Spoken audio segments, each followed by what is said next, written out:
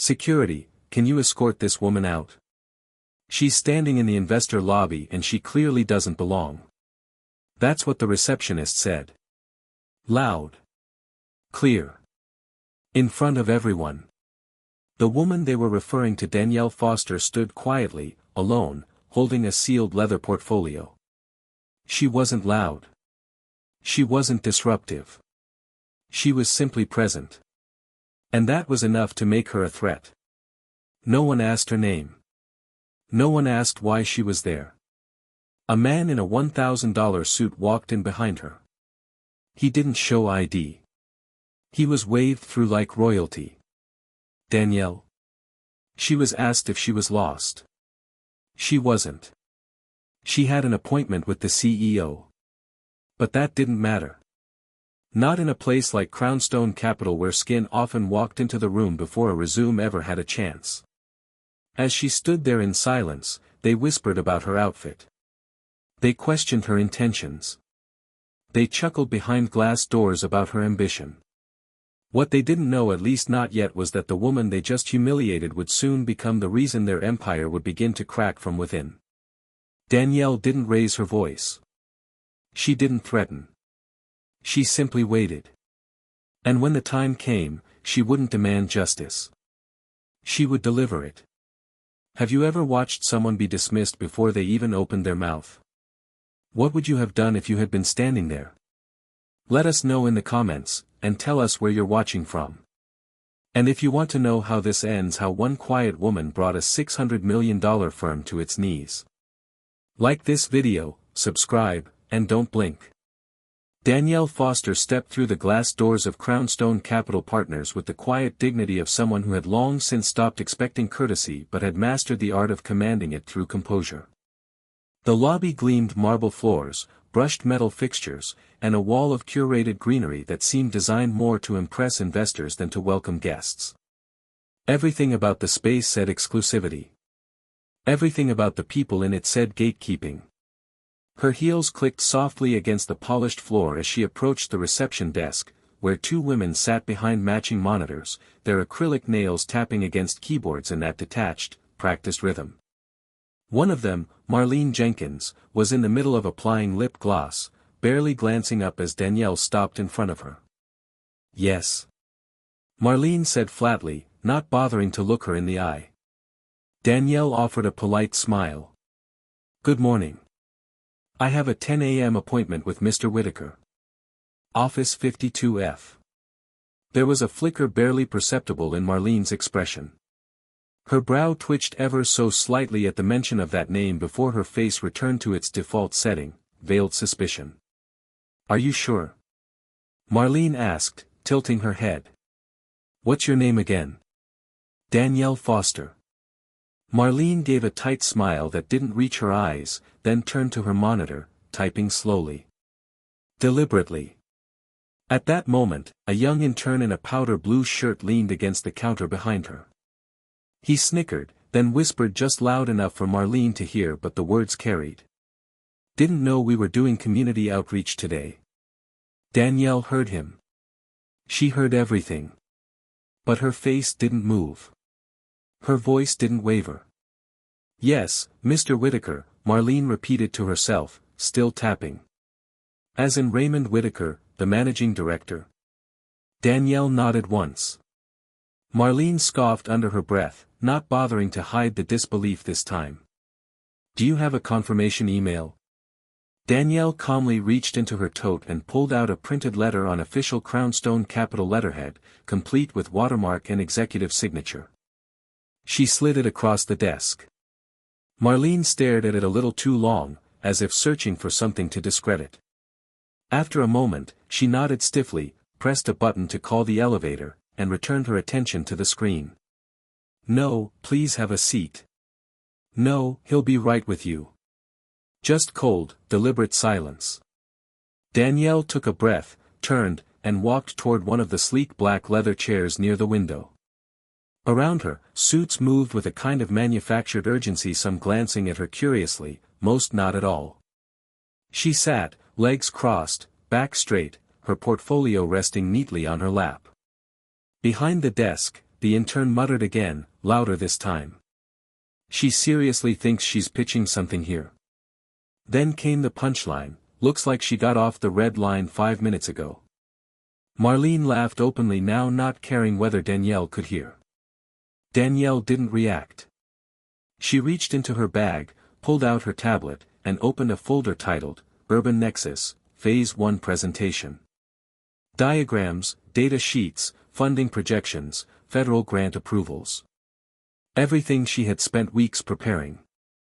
All of it calculated to precision. At 9:54 a.m., a man in an expensive navy suit walked straight to the desk. Marlene's posture snapped upright instantly.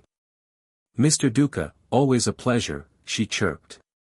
"Morning," he replied, glancing toward Danielle before turning back to Marlene. "I'm headed up to see Whitaker." "Of course," she said sweetly, buzzing him through without asking for ID. Danielle watched the exchange with quiet interest, then returned to her screen. She had been here before, not this building, but this exact moment. Where one man is presumed competent, and one woman is expected to prove she's not a fraud. 10 minutes passed. Then she stood, walked back to the desk, and asked once more, politely, "Has Mr. Whitaker been notified I've arrived?" Marlene blinked, feigning surprise. "Oh, right. Let me call up now." She picked up the phone, pressed a button, and said in a rehearsed tone, "Hi, yes, I have a Danielle Foster here. Says she has a 10 o'clock with Mr. Whitaker."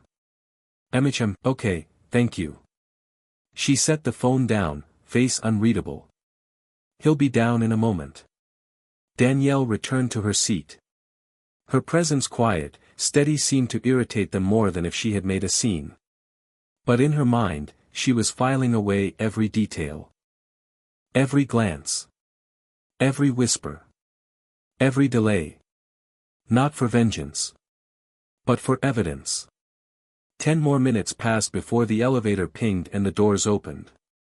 A tall man in his late 50s stepped out, sharp-featured, perfectly tailored, scanning the lobby until his eyes landed on her. His face lit up with recognition. "Ms. Foster," he said warmly, striding toward her, hand extended. "So glad you could make it." "I apologize," he added. "My team didn't inform me you'd already arrived." Danielle shook his hand firmly. Then she glanced, just once, back at the reception desk. Marlene froze, lips parting slightly.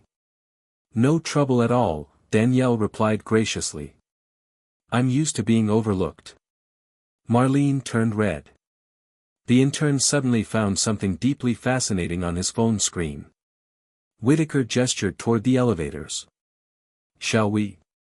Danielle nodded and walked with him, portfolio in hand, her posture as regal as ever. As the elevator doors closed behind them, Marlene exhaled, realizing only then that the woman she had just dismissed as unworthy of even basic attention was headed straight into the private office of the man who signed every bonus check in that building. But what she and everyone else in the lobby still didn't know was this. Danielle Foster hadn't come here to ask for approval. She had come to measure who deserved access. The executive floor of Crownstone Capital was colder than Danielle Foster expected, not in temperature, but in tone. The polished stone walls, framed investor letters, and high-gloss doors created an atmosphere that seemed curated to keep people impressed, and uneasy.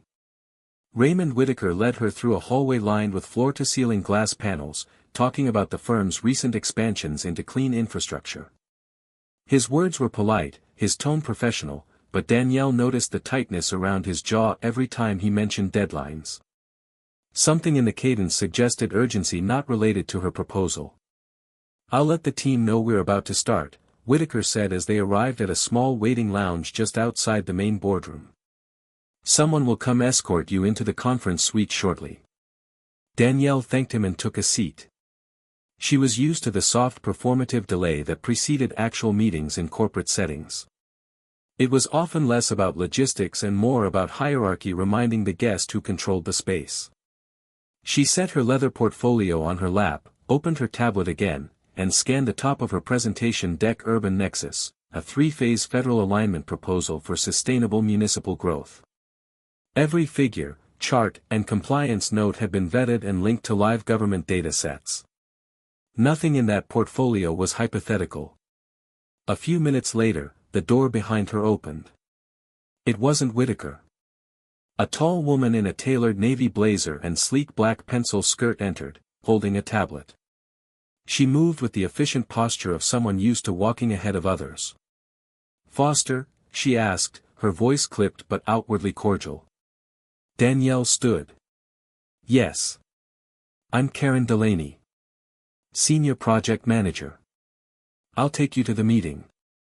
Danielle followed without hesitation, noting the direction they turned away from the boardroom Whitaker had entered, and toward a less trafficked hallway. It wasn't unfamiliar. Danielle had memorized the building's layout the night before. Still, she said nothing. Karen walked briskly, tapping on her screen absently as she moved. "I understand you're here to present a proposal," she said over her shoulder. "Though I'll admit, we've been getting quite a few of those lately. Some more grounded than others." Danielle didn't bite. "Mine's based on federal integration plans already in motion," she said calmly. Karen hummed in vague acknowledgement, then came to a stop outside a small, outdated conference room. Inside was a dusty projector, 3 mismatched chairs, and a long wooden table that looked like it had been repurposed from a storage closet. "This is where we usually conduct intake discussions," Karen said with a tight smile. "Mr. Whitaker will join you shortly." Danielle glanced around the space, noting the flickering fluorescent light and the lack of any conference line equipment. Her expression didn't change. "I was told I'd be presenting in the executive conference room." "There must have been a change in the agenda," Karen replied, brushing invisible lint off her lapel. "Happens all the time." Danielle stepped into the room and took a seat. Karen didn't. She gave another polite smile and left without further explanation. Danielle sat in silence. 5 minutes passed. Then 10. Then 20. No one came. No Whitaker. No Karen. No email. Just the quiet tick of a dusty wall clock and the occasional sound of footsteps echoing from distant hallways. Danielle's fingers traced the edge of her tablet, her mind sharp despite the delay. She wasn't confused. She was documenting, mentally recording every moment, every dismissal, every decision not to engage. This wasn't a meeting delay. It was a power signal. At 10:43 a.m., she stood. She exited the room and walked down the hallway on her own, retracing the route she had been led through. When she turned the final corner, she saw it. Through the frosted glass of the actual boardroom, the real meeting was already underway. Inside sat a dozen senior executives. Whitaker stood at the head of the table, gesturing at a wall screen, fully engaged in discussion. None of them had been told she was in the building. Danielle didn't hesitate. She knocked gently on the door, waited for a turn of heads, and opened it. Whitaker's expression shifted immediately from presentation mode to something that looked like guilt. "Ms. Foster," he said, voice rising over the low buzz of the room. "We were just about to send someone." "Karen brought me to the wrong floor," Danielle said evenly. "I've been waiting in an unused conference room for over 20 minutes. The room stilled. A few people looked up from their notes. Whitaker's jaw clenched. "I'll handle it," he said to no one in particular. "Please, come in." Danielle stepped inside, calm and poised.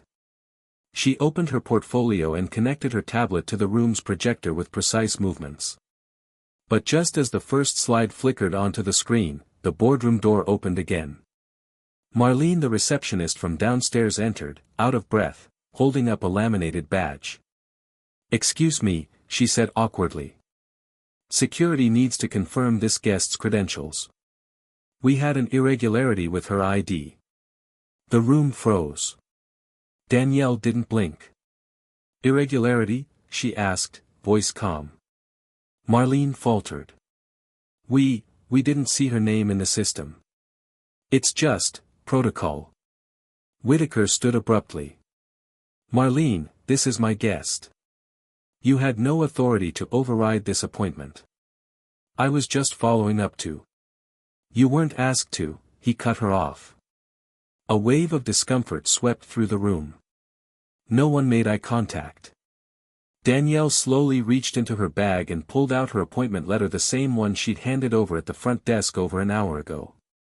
You've seen this already, she said quietly.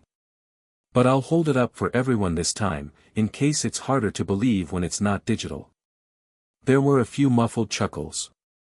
Marlene stood frozen, cheeks burning. She mumbled something inaudible and exited quickly. Whitaker exhaled through his nose, his composure cracked. Let's start over, shall we? He offered. Danielle nodded, pressed play on her first slide, and began again. But before she could get through the first bullet point, the door opened a second time. Karen Delaney appeared, posture straight, voice far too casual. Oh, Miss Foster, she said. I was just coming to find you. There was a mix-up earlier. Danielle didn't look at her. Yes, she replied smoothly, advancing her slide. It seems that mix-ups are the specialty here today. Karen flushed and quietly slipped into a seat near the back. On screen appeared a heat map of regional tax offsets. Projected long-term returns. Federal fund co-leverage strategy. The room began to shift. Heads tilted forward. Pens began to move. But Danielle didn't let her guard down. She had already learned what kind of room she was in. And what they didn't yet know was that they weren't evaluating her, she was evaluating them. Danielle Foster stood at the front of the conference room, fingers steady as she tapped to the next slide. Her voice carried with quiet authority as she introduced the initiative, Urban Nexus, a three-phase public-private partnership aimed at accelerating sustainable infrastructure in underserved districts while creating long-term tax advantages for municipalities. Around the large oak table sat 7 decision-makers, men and women in finely tailored suits, their expressions ranging from neutral to skeptical. Their pens moved lazily, their eyes flicking between her and one another with subtle glances, assessing, waiting. Danielle didn't falter. Her slides were crisp. Each transition deliberate. She moved seamlessly from mission to mechanics to projected impact. Our model, she explained, draws directly from the 2024 Federal Clean Cities Act, which allocates $300 million in infrastructure acceleration over the next 36 months. Our approach isn't conceptual. It's execution ready. Then came the first interruption. Excuse me, said a man seated midway down the table, raising one hand as if swatting away the weight of her words. His nameplate read Gerald Whitman, Chief Financial Officer. Just so I'm clear, Gerald continued, do you have an MBA, Miss Foster? Danielle paused briefly. Not because she was flustered, but because the question had nothing to do with what she was presenting. I hold dual master's degrees, she replied evenly. Environmental systems and financial engineering. Both from Carnegie Mellon. Gerald raised one eyebrow, gave a half smile. Ah. Not an MBA, though. Got it. There was a quiet ripple around the table. Not laughter but something close. The kind of shared subtext only insiders understood. Danielle clicked to the next slide. Here you'll see our fiscal mechanisms overlaid with the projected 5-year impact model, she continued, unbothered. These figures reflect conservative market behavior, state-matched funding thresholds, and reduced municipal risk exposure in all 6 participating districts. Gerald leaned back, arms crossed. It's ambitious. I'll give you that. But I'm curious, what's your experience executing at this level? On paper, it's sharp. But we both know real-world scale is another game entirely. Danielle nodded slowly. In 2021, I led a pilot program in Baltimore that returned $2.7 million on a $400,000 grant in under 10 months. We worked across 2 jurisdictions with measurable job creation, measurable tax recovery, and measurable regional impact. That data is available in your appendix. Appendix, Gerald muttered, flipping lazily through the packet in front of him. Sure.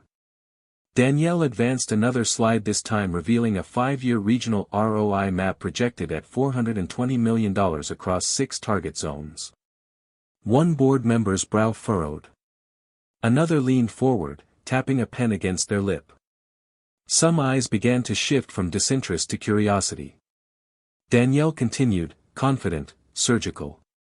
Our models have been vetted by 2 regional treasury boards, and we've run 4 independent simulations with margin deviations capped under 7.2%. Each phase includes its own audit timeline and compliance checkpoints. This isn't a gamble. It's infrastructure with a return. Sorry, Gerald cut in again. You said your firm is privately held. Yes, Danielle said. You incorporated in 2019. That's correct. No outside investors. No board of directors. Danielle gave a small smile. We're a closed partnership. 3 strategic advisors, 1 federal liaison, and independent compliance oversight. The documents are in your packet. Gerald flipped through the folder again, this time theatrically. Then let it fall flat on the table with a soft thud. Well, he said, I'd be lying if I said I wasn't concerned about scale. You're talking about hundreds of millions. That's not nothing. Danielle didn't blink. I do understand, she replied. Which is why I'm not pitching. I'm inviting.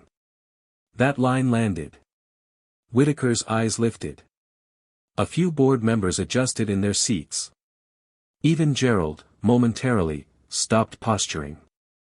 But just as Danielle tapped to her final slide, a breakdown of quarterly disbursement, compliance gates, and contractor timelines, the screen blinked off. She looked down. Her tablet was still connected. The cable hadn't moved. Across the room, a junior coordinator in a navy vest stood beside the wall control panel. Apologies, he said quickly.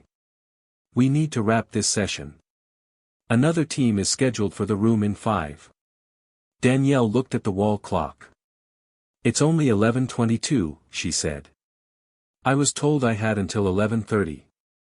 The coordinator hesitated. We have to prioritize the more time-sensitive portfolios. Orders from scheduling. Danielle turned toward the board. If I could have just 5 more minutes, I'll show you the full fiscal model and final risk map. There's no need, Gerald said, standing up. We got the gist. Lots of charts. Big returns. All very forward-thinking. Danielle stood straighter. Forward-thinking is exactly what federal alignment requires right now. Gerald chuckled. Of course. But what looks neat on a slide rarely survives contact with politics. That's why we've already engaged 6 State Departments. Soft engagements, he emphasized. Not binding. The screen remained dark. The binder on the table remained closed. One by one, chairs began to shift. One executive stood. Another muttered a polite, thanks again. Whitaker stayed seated, lips pressed tightly together, unsure whether to say something or let it go. Danielle closed her folder. Slowly. Deliberately. Gerald looked at her one last time before turning.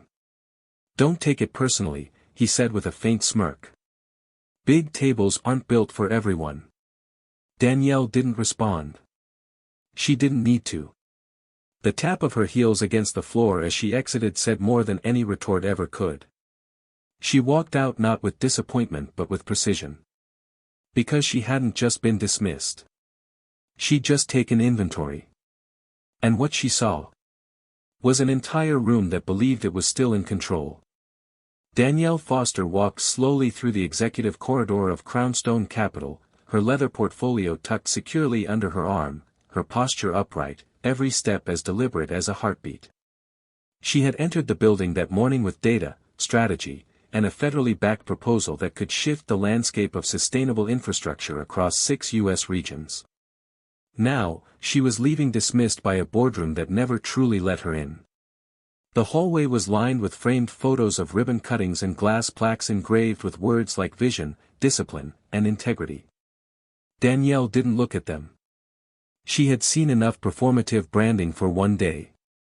Just hours ago, she had offered this firm the opportunity of a decade, a direct path to Tier 1 federal partnership under the 2025 Greenscale Infrastructure Initiative. It was not an ask. It was an offering. But they had smiled thinly, interrupted often, and nodded without listening. Not because her numbers were flawed. Not because her model was unproven. But because her presence was inconvenient. She neared the lobby, but paused just before the last turn. To her left, the door to a breakout room was slightly ajar. Inside, through the glass partition, she saw Gerald Whitman, the firm's CFO, leaning casually against a counter, coffee in hand, speaking with two other executives.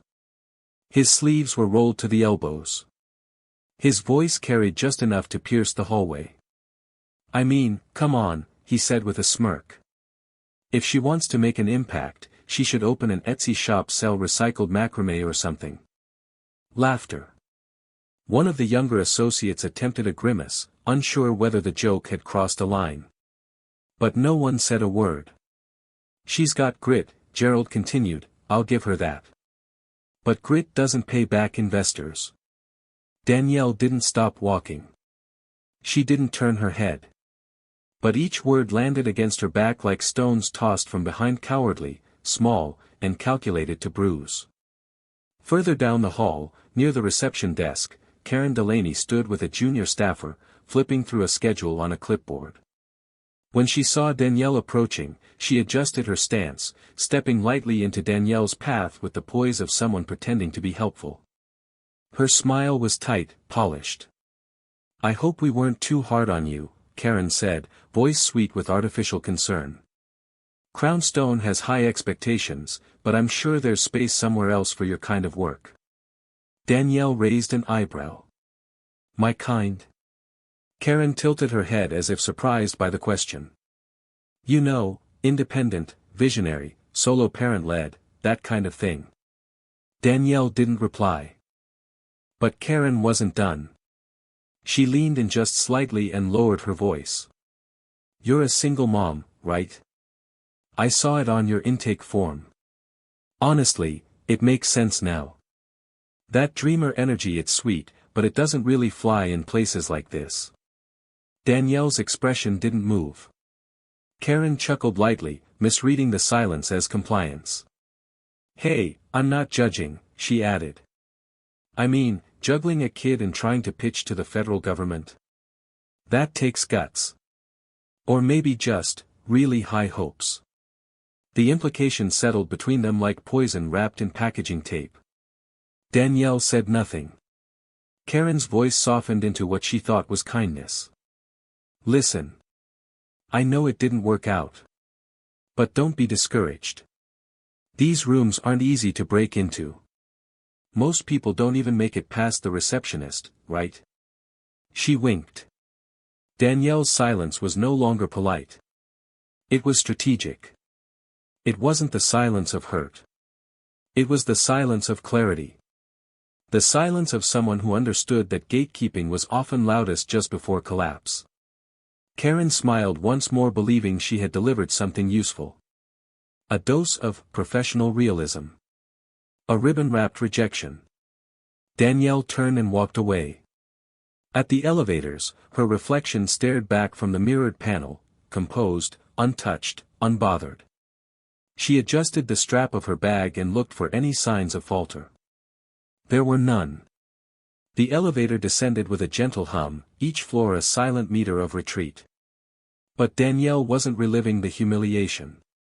She was assembling the data, every microaggression, every whispered joke, every polite dismissal. Not because they mattered in isolation.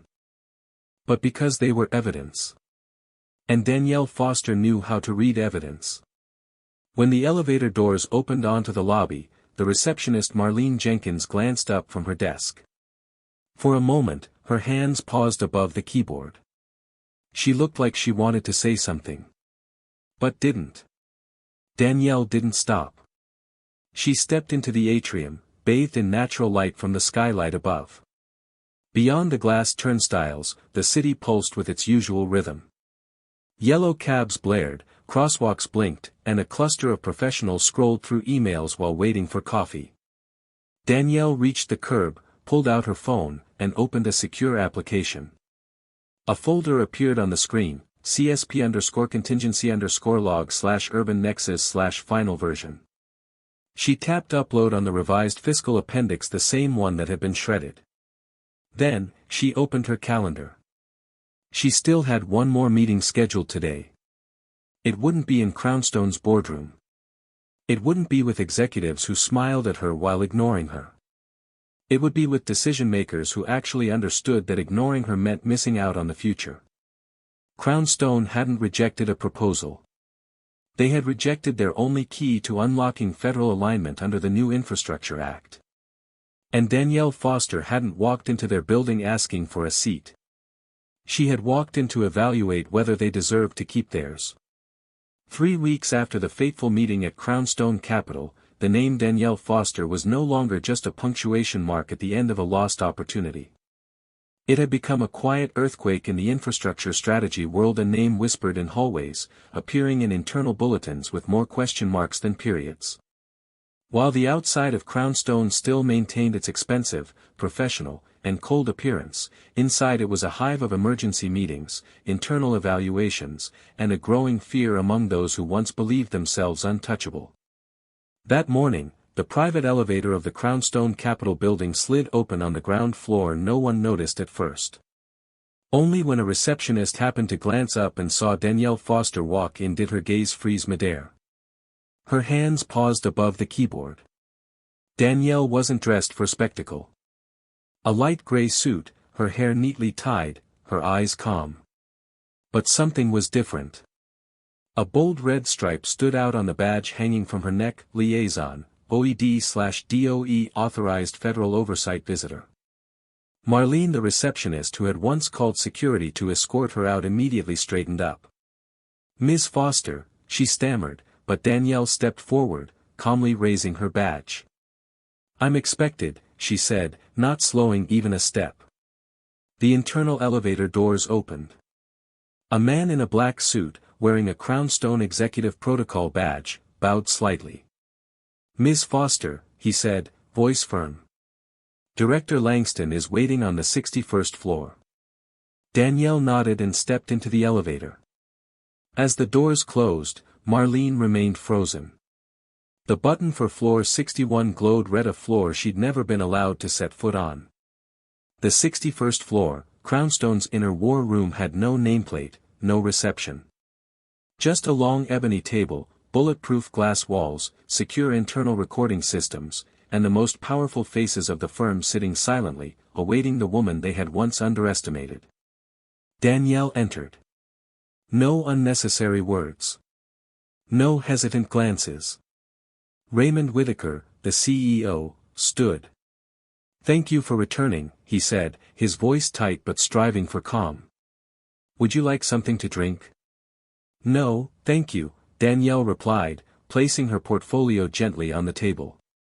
She opened an envelope bearing the embossed seal of the U.S. Department of Energy and slid it toward Whitaker. "As of today, I am officially appointed as the Federal Strategic Oversight Liaison for Greenscale under the Department of Energy's 2025 Infrastructure Acceleration Program." No one in the room moved. "This position," she continued, "grants me authority to assess, approve, and if necessary disqualify any partner failing to meet strategic competence, procedural transparency, or internal ethical standards." Crownstone's general counsel leaned toward Whitaker and whispered something quickly. Whitaker didn't blink, but his jaw tightened. "We were never informed of this change," he said, struggling to keep his voice even. "The Greenscale consolidation, which includes Urban Nexus and 2 other DOE initiatives, was finalized last Thursday," Danielle said, pulling out another envelope. "Notifications were issued to the full bidding system Friday morning. This is the preliminary assessment of Crownstone for board members only." She placed a second document on the table, a thick printout marked "Private, Board Eyes Only." Whitaker opened it. Inside was a professional evaluation, Crownstone, qualified but flagged technically eligible but warned for improper internal review practices. We found a financial report submitted on time removed from the system before it could be reviewed, Danielle said. It was re-uploaded by an intern who had seen it before it was shredded. No one spoke. An executive swallowed hard. An internal email titled Recommendation, Do Not Advance, was sent under Gerald Whitman's name before the board ever met. The content had no data. It simply read, lacking the right profile. She turned another page. And finally, individual misconduct including delays, falsifying meeting records, and unauthorized interference in the official intake process. Whitaker slowly set the document down. Can this be reversed? He asked quietly. Danielle looked him in the eye. With the current cycle? No. A heavy silence settled. Then Sandrine Wynn, Director of Development, spoke. If we propose internal restructuring, independent auditing, and DEI improvements, can we request reconsideration next fiscal year? Danielle gave a slight nod. Possible. But any refiled proposal must come from an entirely new team. Current names in the system will trigger automatic disqualification. Whitaker nodded, half in acceptance, half in resignation. Then he asked, almost whispering, "Why did you come back?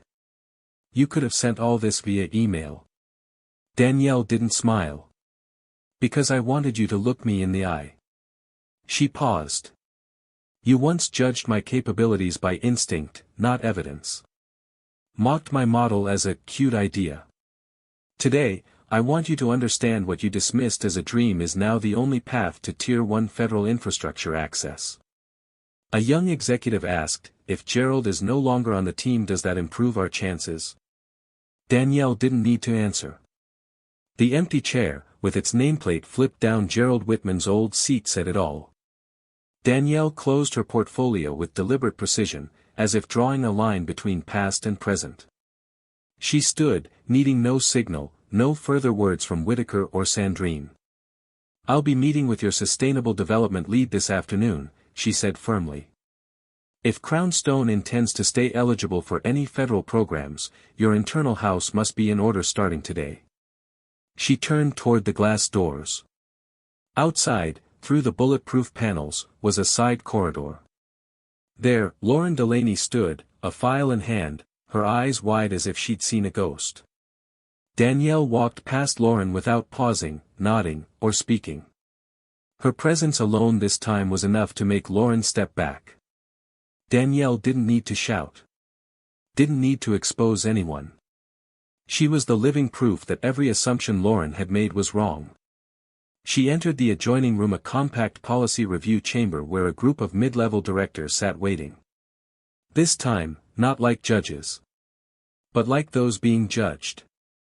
On the wall, an Eastern energy infrastructure map glowed, showing 3 distinct color zones representing the final 3 companies shortlisted for Greenscale Tier 1. Danielle didn't need to reintroduce herself. "As you know," she began, voice firm and unwavering, "Crownstone Capital was one of 3 firms initially qualified for the final round. But as of 9/17 this morning, your company's status has been changed.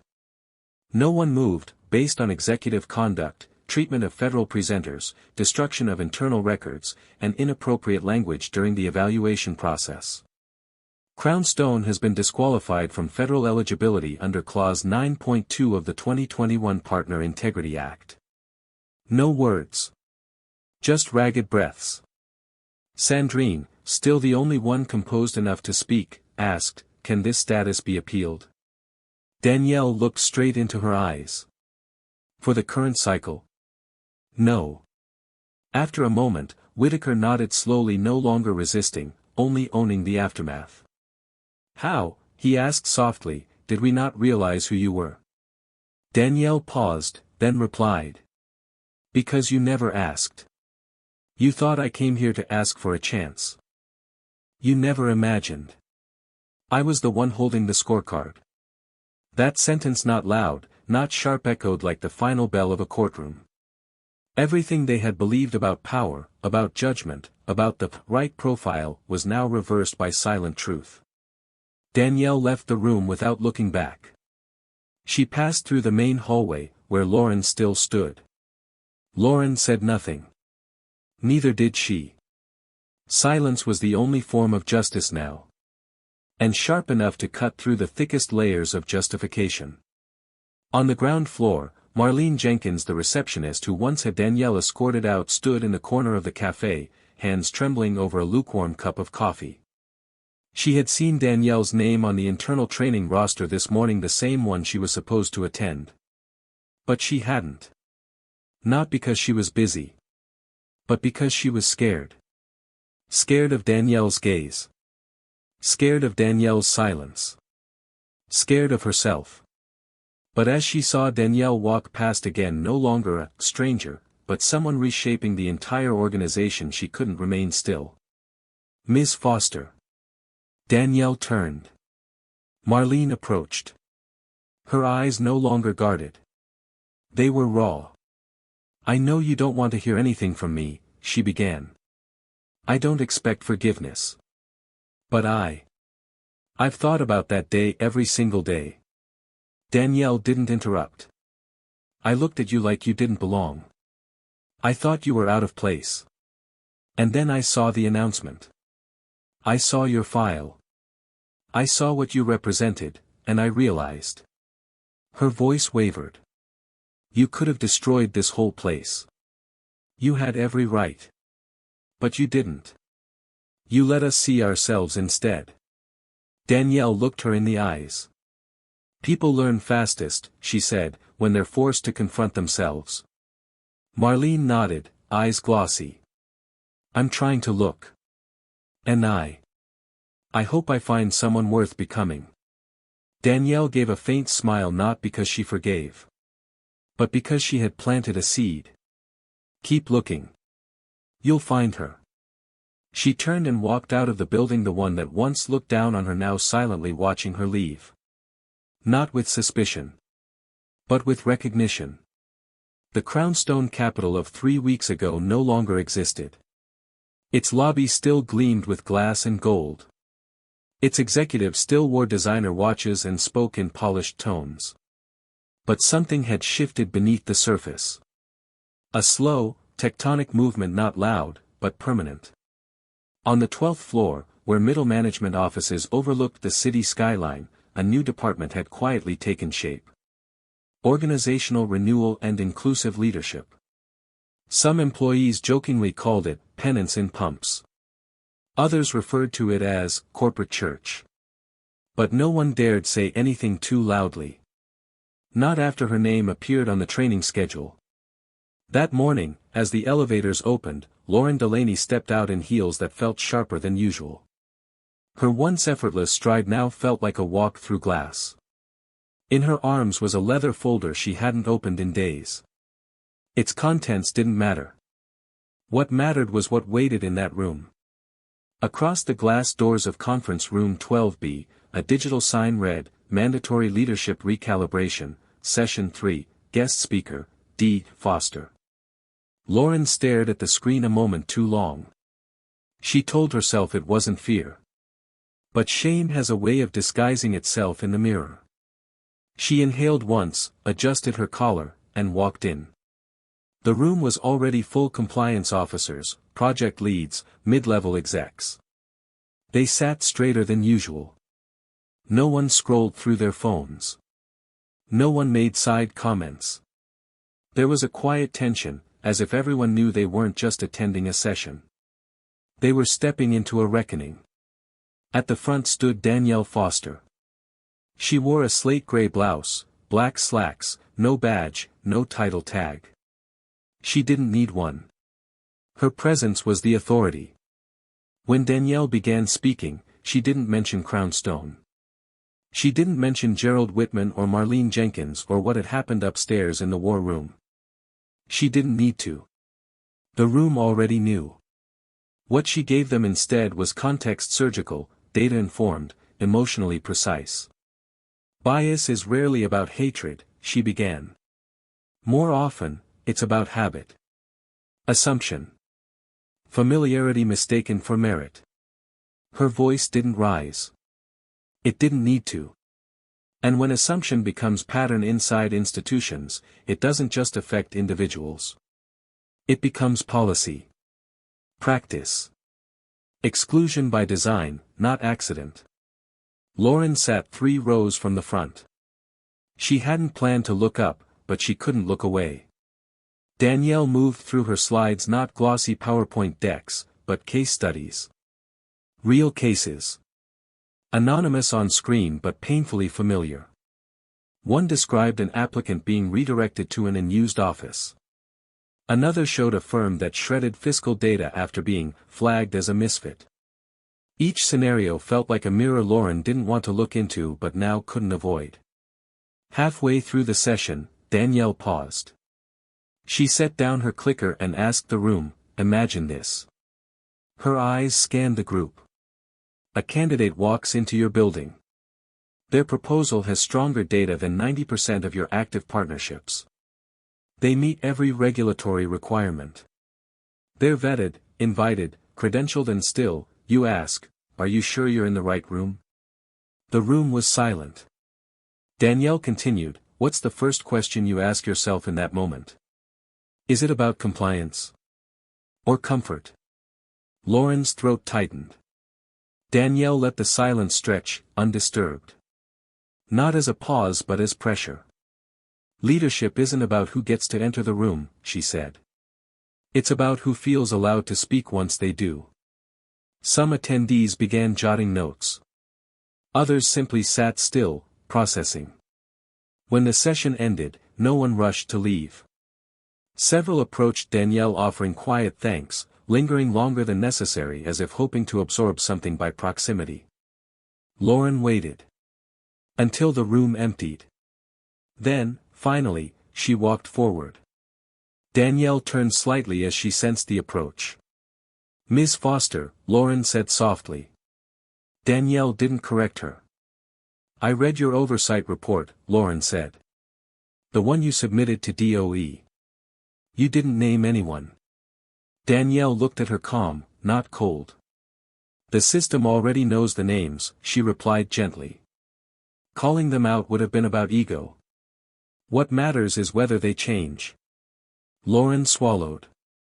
"I'm trying," she said. "Even when no one's watching."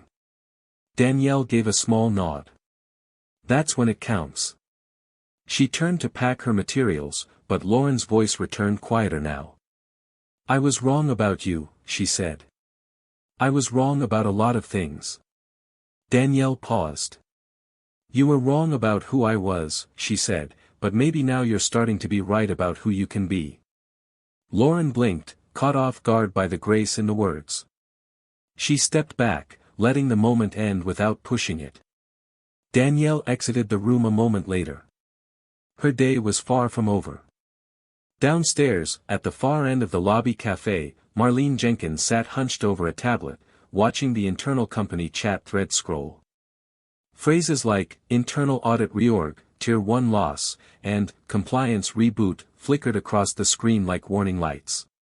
She had seen Danielle's name on the training invite that morning. She hadn't dared to attend. But when she saw Danielle exit the elevator alone, something pulled her out of her seat. She caught up to her just before the revolving doors. "Ms. Foster," Danielle turned. Marlene approached slowly, eyes lowered, then lifted. "I know you probably don't want to hear from me," she began. "And I don't expect a reply. But I've thought about that day every day, actually." Danielle waited. "I remember the way I looked at you," Marlene continued. "Like you didn't belong. And then I saw the announcement. I saw your role. I watched you walk into that boardroom, and walk out with everything we thought belonged to us." Her voice cracked. "The thing is, you could have crushed us. You had every right. But you didn't. You gave us space to change, instead of room to collapse. And I just wanted to say thank you for not choosing to destroy us. For choosing to teach us instead." Danielle didn't move for a moment. Then she said, "People learn best when they're forced to face themselves." Marlene nodded, her eyes damp. "I'm trying to face mine." Danielle offered a gentle smile. "Keep looking. You'll find someone worth becoming." And she turned and walked away. The quiet echo of her heels on the stone tile faded into the atrium. Outside, sunlight stretched across the marble steps. As the revolving doors opened, Danielle Foster stepped into the world not as someone who had conquered it, but as someone who had revealed it. Revealed what power looks like when it doesn't shout. What strength feels like when it forgives. And what real change demands, not punishment, but reflection. And sometimes, redemption. It had been 24 days since Danielle Foster walked into Crownstone Capital as a federal oversight liaison and left the room reshaped without ever raising her voice. In that time, her name had crossed into new spaces, not in headlines, but in executive inboxes, in government briefings, in late-night calls between CEOs suddenly aware that their procedures might not withstand the kind of scrutiny she carried like a second spine. She had since been asked to consult on two emerging crises, one involving a major transportation contractor in Ohio accused of silencing whistleblowers, another in Texas where minority-led proposals had mysteriously vanished from the pre-approval slate. She didn't take every case. She didn't need to. Her presence was no longer about availability, it was about consequence. On the third Tuesday of the month, Danielle stepped into the lobby of Everwin Partners, a smaller consultancy firm headquartered in Chicago. Unlike Crownstone, their reception area was modest, the air less tense. A junior associate met her with 2 coffees in hand and eyes that didn't carry doubt, just caution. "Ms. Foster," he said softly, "the team is ready." Upstairs, the executives stood waiting, folders neat, voices lowered, and one chair set slightly apart from the others. Not symbolic, just respectful. Danielle entered and offered a small nod. "Before we begin," she said, "I'm not here to impose. I'm here to observe whether what you say aligns with what you do. Because that's where culture lives, in the distance between policy and practice." The meeting went on for 2 hours. Measured, direct, but not hostile. There were no outbursts, no shredded files. Only reflection, and in that, Danielle saw hope. Meanwhile, back at Crownstone Capital, things were no longer quiet. An internal restructuring plan had been submitted to the DOE 2 weeks prior. Danielle hadn't yet reviewed it, but she'd seen the signatures: Sandrine Wynn, Thomas Wren. A few new names. Gerald Whitman's was absent, formally removed after his suspension. Lauren Delaney, surprisingly, was listed not as a lead, but as an external support reviewer. Voluntary. Unpaid. A silent gesture that wasn't grand, but was honest. Danielle respected that. Quiet accountability often held more weight than public apology. When she returned to D.C. that Friday, a message awaited her in the secure portal: Crownstone's final eligibility hearing had been scheduled. She would not be presiding, it had been assigned to a secondary review panel per DOE compliance protocol. But she had been invited to submit an addendum. Optional. Advisory. Danielle didn't hesitate. She sat at her desk that evening and wrote in even strokes, no grand flourishes, no bitterness. The organization demonstrated measurable resistance to bias acknowledgement in earlier cycles, followed by notable effort to engage in restructuring, personnel realignment, and cultural retraining. While the breach was systemic, signs of internal reflection and redirection have emerged. Recommend conditional probationary reinstatement under quarterly oversight for 12 months. Leadership must remain fluid. Previous patterns must not return. Watch carefully.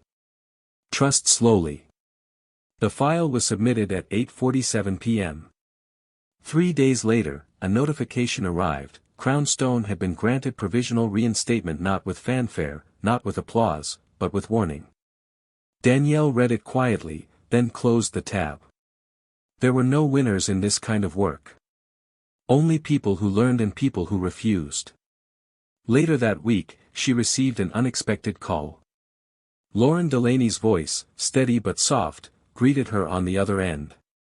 "I just wanted to say, thank you for not erasing us. I know that wasn't the easy choice." Danielle replied simply, "Change is never easy. But it starts when someone chooses to stay in the room after they've been humbled." Lauren didn't ask for more. She just listened. And sometimes, that's the start. Danielle Foster didn't need a stage. She didn't seek revenge. What she held was rarer than power, it was calibration. And as she moved forward into her next assignment, another quiet file marked sensitive, irregularity flagged, she reminded herself of something she'd once told a crowded room: you can't force a system to transform. But you can hold up a mirror so clear that it can no longer look away. And that, in the end, was enough. Danielle Foster's journey wasn't about revenge. It was never about proving her worth to those who refused to see it. It was about revealing something more profound, that in systems built on silent exclusion, the most powerful disruption isn't noise, it's presence. She didn't win by outshouting the room, but by refusing to leave it quietly. She didn't retaliate, she recalibrated. She didn't destroy the institution, she made it look at itself. The lesson she left behind was clear: true leadership isn't about who speaks the loudest but who listens when no one is watching. Power without empathy crumbles. Structure without fairness fails. And culture, real, lasting culture, is not crafted in boardrooms, but in the moments we choose decency over dominance. Danielle didn't just rewrite their playbook. She reminded them, you can't gatekeep what you never built. Because one day, the person you dismiss might return. Not to take your seat, but to decide whether the table stays standing. If this story moved you, if Danielle Foster's quiet strength, her resilience, and her refusal to be erased left something lingering in your heart, don't forget to hit that like button. We'd love to hear from you. What moment in Danielle's journey impacted you the most? Was it her calm defiance, her return to Crownstone, or the grace she showed when she could have chosen revenge? And one more thing, where in the world are you watching from? Drop your city or country in the comments. It's always powerful to see how far stories of truth and justice can reach. If you believe in stories that challenge, uplift, and inspire change, subscribe to the channel and join a community that listens louder than it judges. Your voice matters here.